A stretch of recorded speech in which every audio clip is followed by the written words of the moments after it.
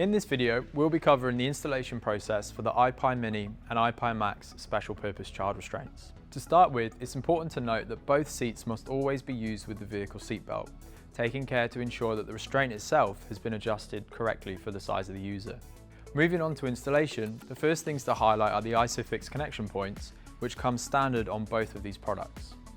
These must be connected to the vehicle as part of the installation. Therefore, in order to correctly install these restraint options, it's necessary for the vehicle to have ISOFIX attachment points, such as the one shown here. The ISOFIX connectors for Ipai Mini and Ipai Max can be adjusted in both depth and angle. To adjust the depth, release the adjustment point at the front of the seat base. This will allow the ISOFIX mechanism to slide forwards and backwards. Once the ISOFIX connectors are exposed, you can proceed to connecting them to the vehicle's ISOFIX connection points. There should be an audible click when the latches connect, and both ISOFIX connectors should display a green indicator.